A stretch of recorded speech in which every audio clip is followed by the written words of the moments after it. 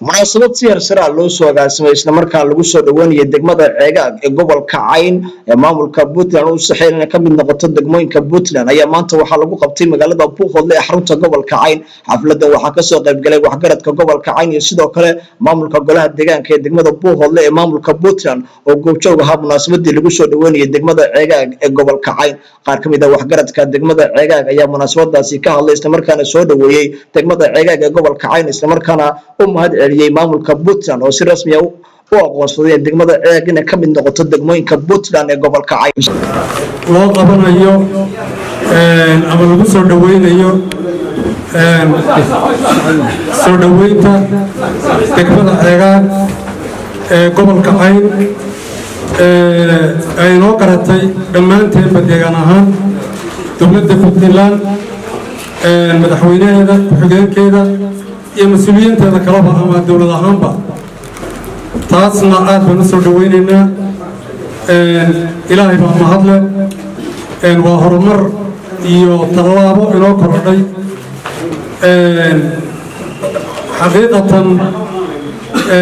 waa wax aad loogu farxo haddaynu nahay reer Caymeed horumarada inoo kordhaya dowladda Puntland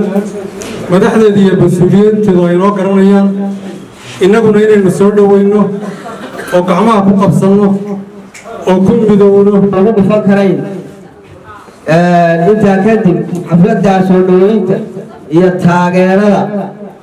ee degmada Ceegaag ayaan aad ugu faraxsanahay ka soo qayb gasheen inaad nala taageertaan aynu u ducayno inay mid noqoto ina anfacda oo arrimaha maanta inoo hor yaalo oo dhan wixii waxtar inaga anfacda wixii dhibaatadana ilaahay inaga joojiyo waxaan aad ugu mahadnaqayaa dowladda Puntland oo gaamiyo madaxweynaha Cabdiwali Cali Gaas madaxweyne ku-xigeenka Injineer Cabdi Xakiin Cumar Cali golaha wasiirada golaha baarlamaanka walow tooshabada markii hore ay jirto aan lahayn warwar idiga tagayaan maxay idinkaga tagi doonaan hadday maanta noo gordadeen oo ay degmooyinkii noo soo bilaabeen waxaan leenahay horta tanna agabkeeda intaad joogtaan iyo waxa ka dhiman ha nagaga dhigina dhagax dhig ee waxa ka dhiman oo dhan ee degma lahaan jirtay noo dhammaystira waxaan laydinka mahad celinaynaa hadiyadda aad noo soo dirteen waa qaadanay waana guddoonnay iyo kuwa kale ee daawan doonaba waxay tahay war Ceegaag degmanimada hadiyad looma siinin waa waxay kasbatay waa waxay shaqaysatay waana wax ka muuqda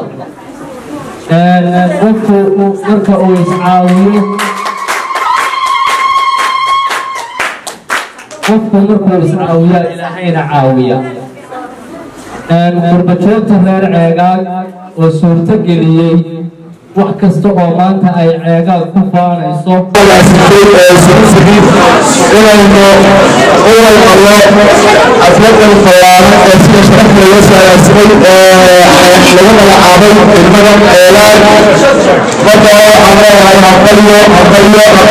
degmada Ceegaag أنا وحول الله هو والقلنا أداؤنا قلتنا هو والقلنا هربوا لا ضرنا أنا والقلنا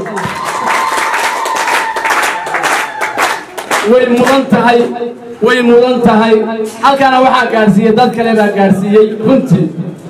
دات كلمة كارسية ما يكادين أدان دات كلمة سكوت بمنيو أو وحول القبسرين وأسكول كودا ديسي ودقها ودا إيبيني oo hadii dadka masaajidka wada dhisay oo hadii ciidanka ay waxbarashada iyo caafimaadka ay isugu tagay halka ma gaadhin ka golo deegan ahaan waxaan ma taqriiban ilaa 6 jeer baan degmada kormeer ku tagnay waxaan qabaa in laga raagay degmanimada waa laga raagay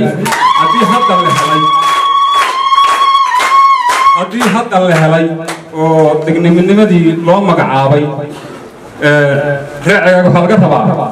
inay baalashii degmada fidiyaan baalash degmadu baalo fara badan bay leedahay nabadgelyadana ugu horeysa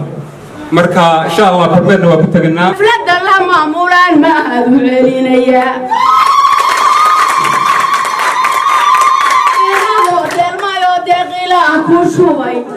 eegaago deelmayo deeqilaa ku shubay biyi labadiisa dacaldii khalyaynayaan oo dab la geliyay duda buuxiyeen loodii daldhoonayso fardihiina daananayaan ayuunbaynu gidigii dalxiisaad u qabanaysaan